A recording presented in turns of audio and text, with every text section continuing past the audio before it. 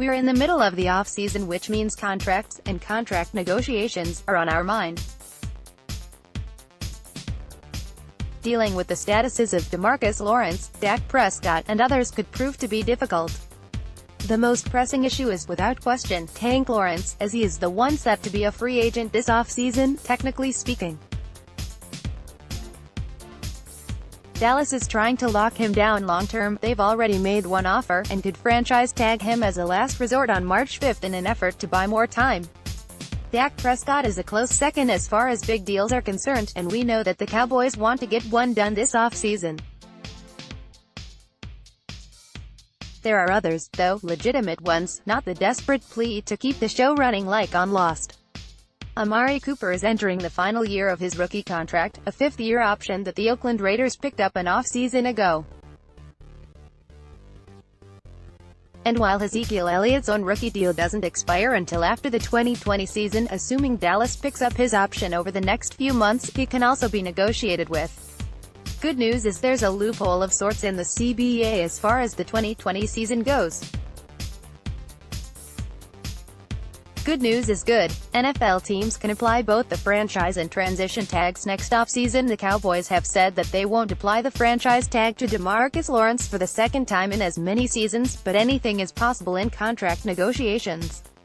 If and when Dallas does do this, it will be their lone utilization of the tag this offseason, because per the rules outlined in the collective bargaining agreement, teams can only drop the franchise or transition tag in a given offseason. According to ESPN's Dan Graziano, though, that's not the case in 2020.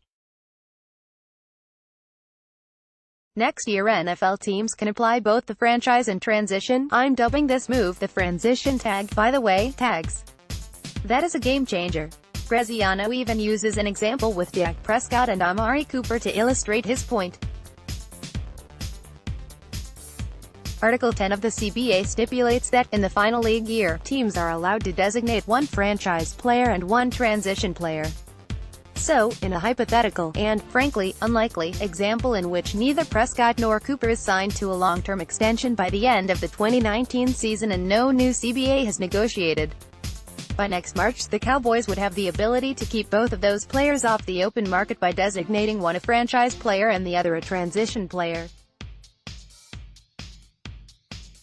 Prescott and Cooper work in the example because both of their contracts expire after the 2019 season. While the Cowboys have said that they want to work out a deal with Dak this offseason, this bid is still very interesting as it could be applied in a number of situations. For those who want to know the difference between the franchise tag and the transition tag, here is a simple explanation. The transition tag is a less expensive version of the franchise tag that allows a player to garner contract offers from other interested teams. It offers a team the right of first refusal when it comes to one of its unrestricted free agents. That gives the free agent to be more leverage than he'd have under the franchise designation, but it benefits his current team as well. The tagging franchise has the opportunity to match the terms of the contract its player would otherwise sign elsewhere.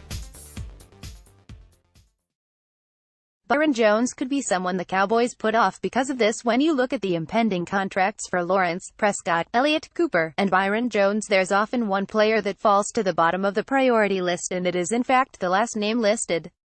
Jones' contract also expires after 2019, and as a result he could be one of the tags that the Cowboys hand out next offseason. Knowing that they could conceivably protect two players next offseason as opposed to the usual one is a valuable piece of information for all NFL teams, but it's especially applicable to the Cowboys with all of these looming deals. We're using Jones as the example here, but it could be anyone. Say Anthony Brown balls out to the point that you want to keep him, or imagine it's a one-year contract player that the Cowboys hand out this offseason whom they don't want to lose. This is a great fail-safe. Obviously, it would be great for the Cowboys to get all of their important contract extensions done as soon as possible, but the reality of the NFL is that they may not happen in time. This is exactly why Dallas might have to tag Lawrence in a few weeks to buy time. It's nice knowing that they have those options to a greater extent a year from now when things could be particularly spicy.